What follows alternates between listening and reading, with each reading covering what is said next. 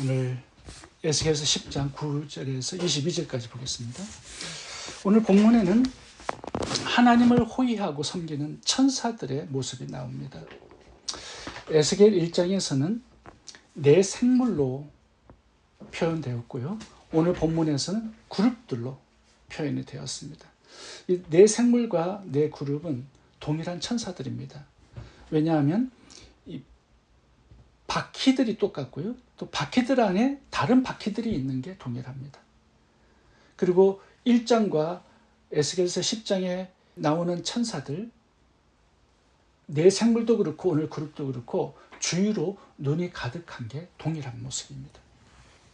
18절 19절을 보면 이 그룹 천사들의 역할이 뭐냐면 하나님의 영광을 호위하고 하나님의 명령을 수행하는 것입니다. 하나님의 뜻을 성취해 드리는 게 이 천사들의 사명이고 목적입니다.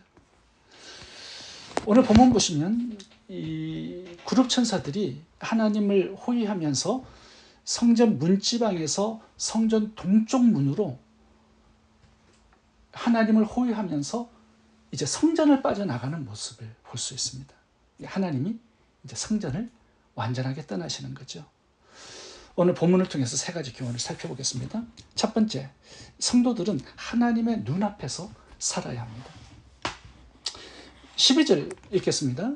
그 온 몸과 등과 손과 날개와 바퀴 곧 네 그룹의 바퀴의 둘레에 다 눈이 가득하더라. 에스겔서 1장에 나오는 네 생물, 그리고 오늘 본문에 나오는 네 그룹 천사, 동일한 것 같은데요, 다른 점이 한 가지가 있습니다.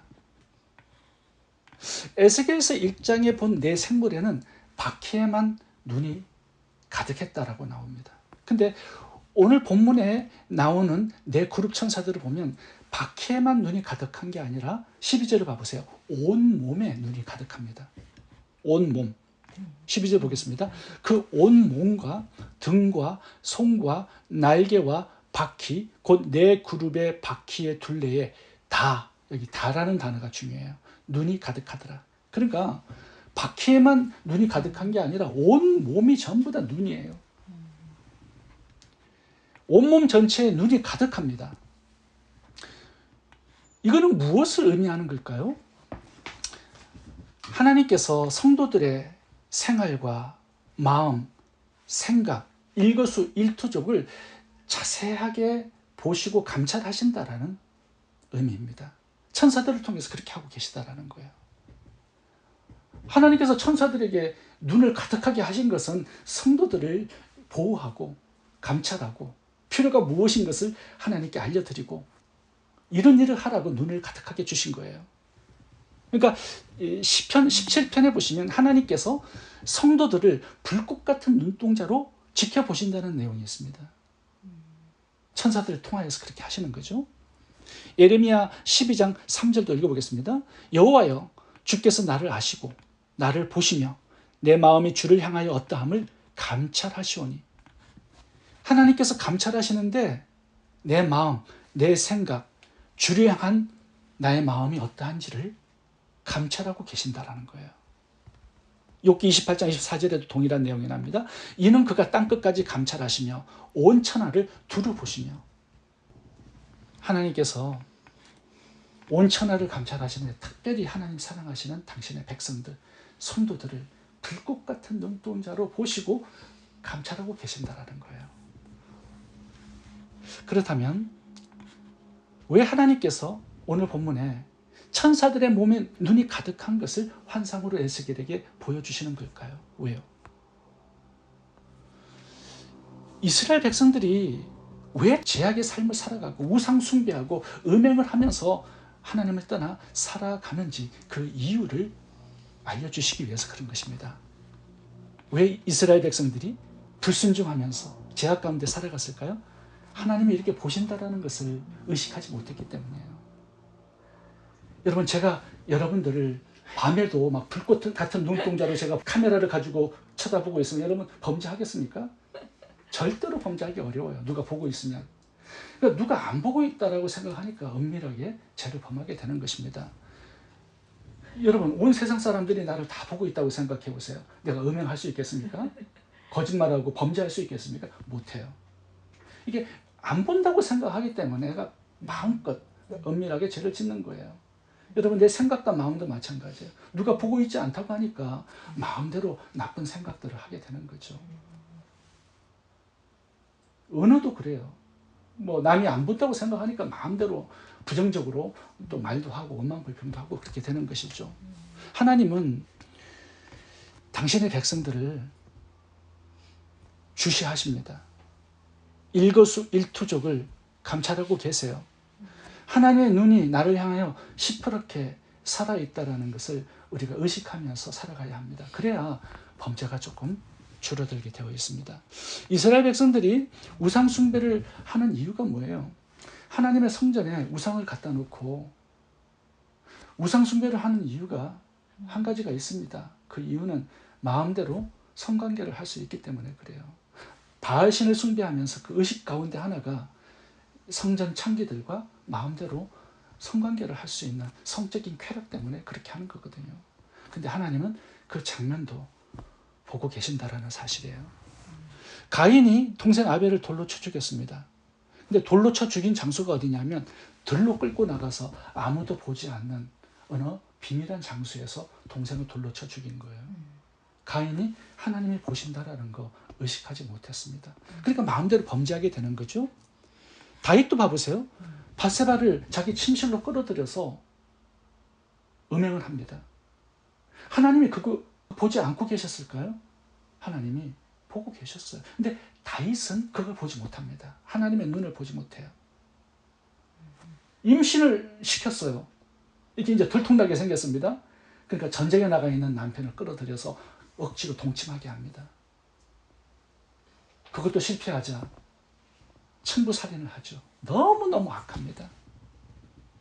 하나님의 나를 감찰하고 보고 계시는 이 하나님의 눈을 내가 잊어버리고 살아갈 때 우리는 마음껏 범죄하게 되는 거죠. 그런데 반대로 하나님의 눈을 의식하면서 살았던 한 사람이 있습니다. 요셉이죠. 요셉의 이야기를 보면 하나님이 요셉과 함께 하셨다라는 구절이 많이 나옵니다. 요셉은 자기 자신을 바라보고 계신 하나님의 눈을 늘 의식하면서 하나님의 임재 앞에서 살아갑니다. 그러니까 보디발의 아내가 이 요셉을 유혹하기 위해서 찾아왔을 때도 하나님 앞에 아름다운 신앙 고백을 해요. 창세기 39장 9절 읽겠습니다. 내가 어찌 이 악을 행하여 하나님께 죄를 지으리까. 참 멋진 신앙 고백이죠. 그 순간 속에서도요, 밧세바를 본 게 아니라 나를 보고 계신 하나님을 보고 있었던 거죠. 그래서 거룩하게 살 수 있었다는 것을 알려주고 있는 것입니다. 하나님이 지금도 나를 바라보고 계시다라는 거 어떻게 알 수 있을까요? 고린도전서 3장 16절을 보면 너희가 하나님의 성전인 것과 하나님의 성령이 너희 안에 거하시는 것을 알지 못하느냐 이렇게 말씀합니다. 그러니까 하나님의 성령이 우리 안에 거하셔서 우리가 무슨 생각을 하고 있는지, 어떤 마음을 품고 있는지, 어떤 말을 하고 있는지 이걸 하나하나 다 보신다라는 거예요. 내 안에 계시니까 얼마나 잘 보시겠습니까? 하나님의 임재의식 앞에서, 하나님 앞에서, 하나님의 눈 앞에서 내가 살아갈 때 우리는 이스라엘 백성들처럼 그렇게 험악한 죄를 짓고 살아가지 않을 것입니다. 거룩하고 깨끗하게 사는 삶을 실천할 수 있을 것입니다. 두 번째 교훈은 하나님의 뜻에 복종하라는 것입니다. 16절, 17절을 읽어보겠습니다. 그룹들이 나아갈 때에는 바퀴도 그 곁에서 나아가고 그룹들이 날개를 들고 땅에서 올라가려 할 때도 바퀴가 그 곁에서 떠나지 아니하며 그들이 서면 이들도 서고 그들이 올라가면 이들도 함께 올라가니 이는 생물의 영이 바퀴 가운데 있음이더라. 이 생물의 영이 바퀴 가운데 있다는 것은 에스겔 1장에도 동일하게 나오는 내용입니다. 16절을 보겠습니다. 여기 보면 이 그룹 천사들과 바퀴가 하나가 아니라 각기 구별된 존재입니다. 그러니까 그룹들이 날아갈 때 바퀴도 나아가고 이렇게 기록되어 있습니다. 그룹들이 날개로 땅에서 올라가려 할 때도 바퀴가 그 곁을 떠나지 아니하였다. 이렇게 기록되어 있죠. 그런데 16절과 17절을 보면 굉장히 중요한 단어가 나옵니다. 여기 보면 그들, 이들, 인칭 대명사로 나와요. 그러니까 두 개의 각기 존재가 있는 겁니다. 천사들이 있고 바퀴가 있어요.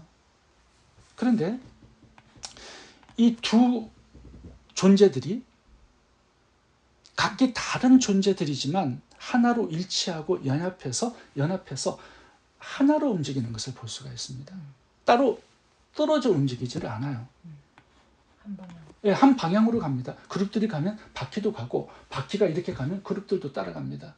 왜 그러냐 하면 그 안에 있는 성령 하나님께서 이리로 가려고 하면 두 그룹이 함께 가는 거예요.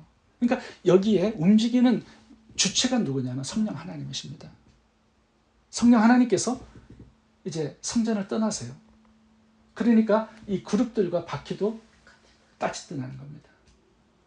하나님의 뜻대로 움직여요. 일치해서 연합해서 하나가 되어서 하나님의 뜻을 이루고 하나님께서 시키시는 일을 하고 하나님의 마음을 알아 행하고 있습니다. 이게 천사들이에요. 성령 하나님이 그 가운데 계셔서 이 두 그룹을 지배하고 인도하고 움직이는 실체라는 거죠.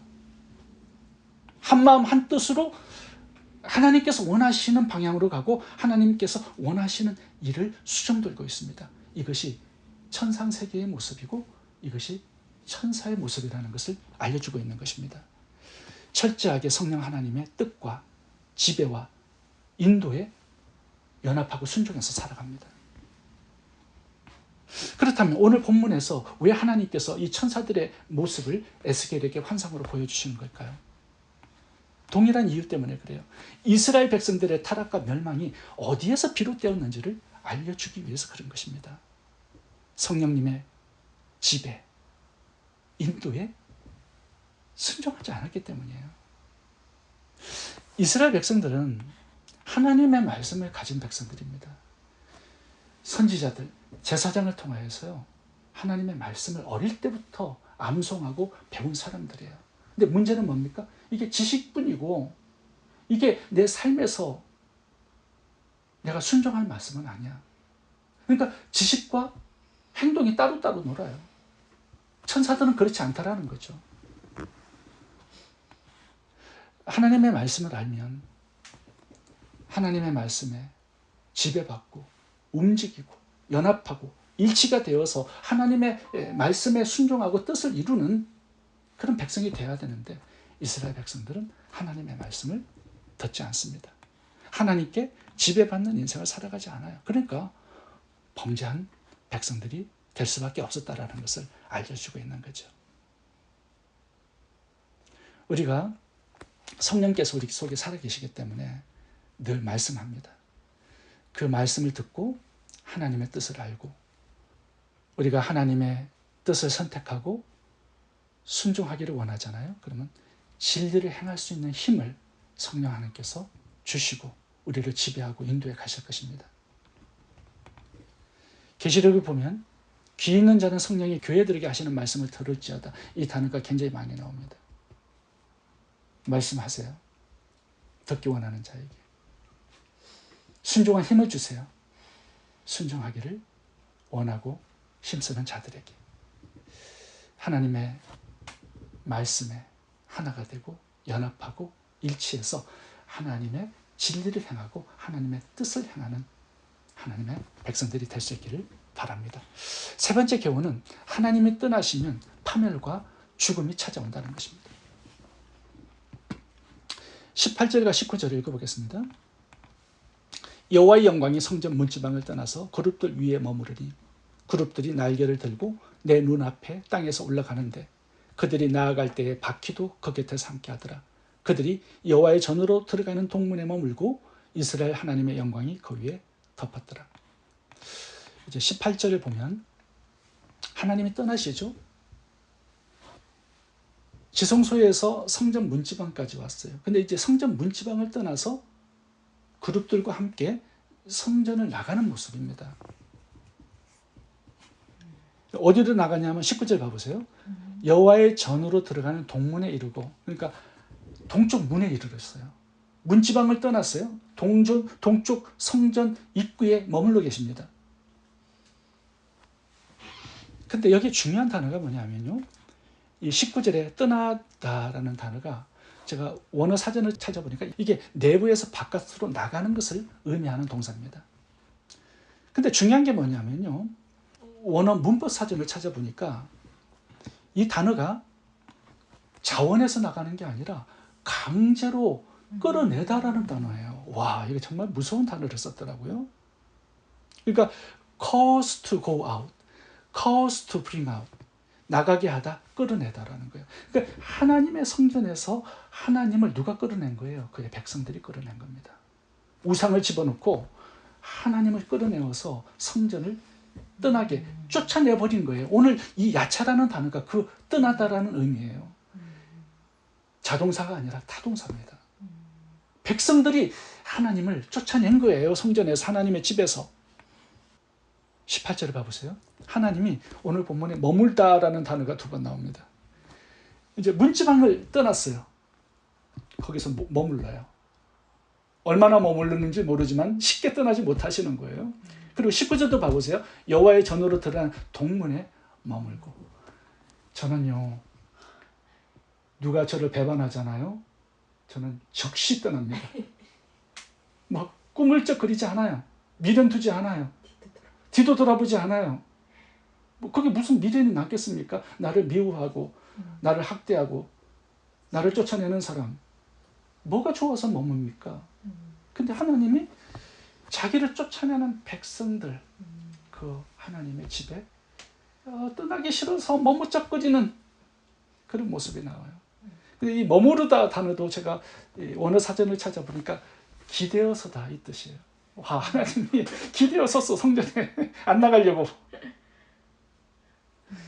와, 저는 오늘 본문에 이 단어들을 살펴보면서 하나님 성전을 떠나지 못하시고 여전히 백성들과 함께 머물고 싶어 하시는 그런 하나님의 마음을 엿보게 되었습니다. 얼마나 함께 하고 싶었으면 광야 40년 동안 성막을 짓게 해서 그 좁은 공간에 40년간 이스라엘 백성들과 함께 하셨어요.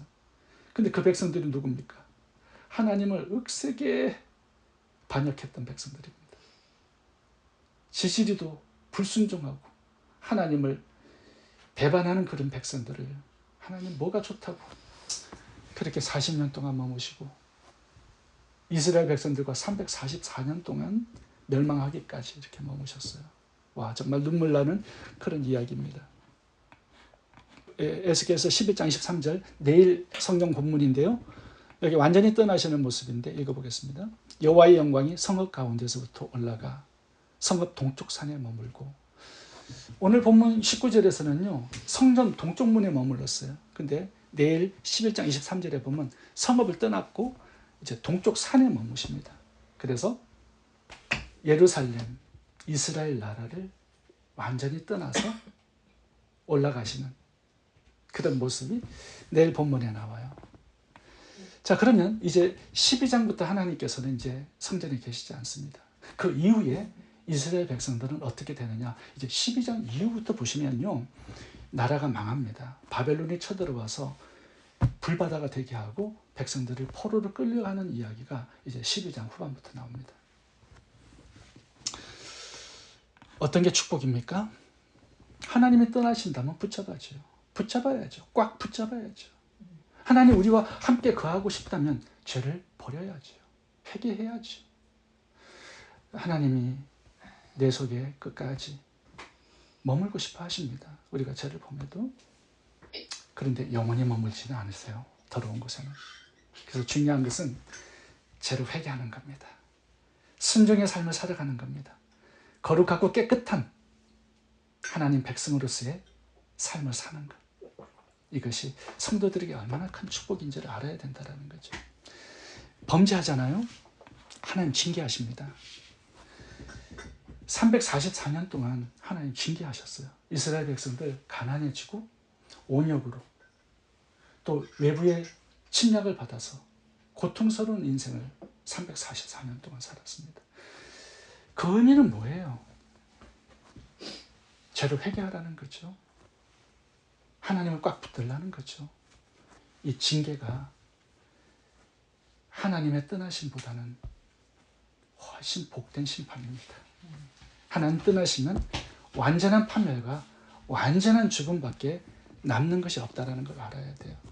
자, 그렇다면 왜 이런 모습을 보여주십니까? 왜 하나님 떠나고 싶지 않은, 머물고 싶어 하시는 모습을 보여줍니까? 이스라엘 백성들을 떠나면 이스라엘은 죽음밖에 남는 것이 없기 때문입니다. 이걸 알아야 한다는 거죠. 하나님이 떠나신 후에 나의 삶의 결론을 알라는 것입니다. 그것을 알 때 우리는 죄의 두려움을 갖게 되고 말씀에 순종하며 거룩한 삶을 살게 되는 것입니다. 이스라엘 백성들 그동안요, 외부에 침공은 많았지만 그래도 잘 살았습니다. 그 이유는 예루살렘 성이 강하기 때문에 그런 거 아니에요. 해발 700m 높이에 있어서 이스라엘 백성들이 살아남은 것도 아닙니다. 군사력이 강해서 살아남은 게 아니라 하나님께서 그곳에 거하셔서 그들의 성벽과 요새와 방패가 되어주셨기 때문에 그런 것이죠. 근데 이제 완전히 떠나십니다. 결국 남은 것은 파멸과 심판과 죽음밖에 없었다라는 것이 에스겔의 결론입니다. 죄를 지으면 하나님의 징계는 고통스럽습니다.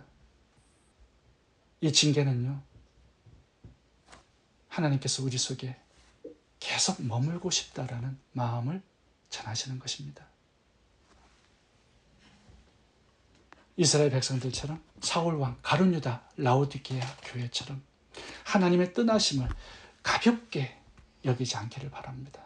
하나님 떠나가시지 못하도록 죄를 회개하고 진리를 붙들고 순종의 삶을 살아갈 수 있기를 바랍니다. 하나님을 꽉 붙잡는 순종의 하루하루가 될 수 있기를 바랍니다. 기도하겠습니다. 좋으신 하나님, 하나님의 눈앞에서, 하나님의 뜻 앞에서 하나님을 꽉 붙잡고 하나님과 동행하는 순종의 삶이 되도록 저희를 이끌어 주옵소서. 예수님 이름으로 기도합니다. 아멘.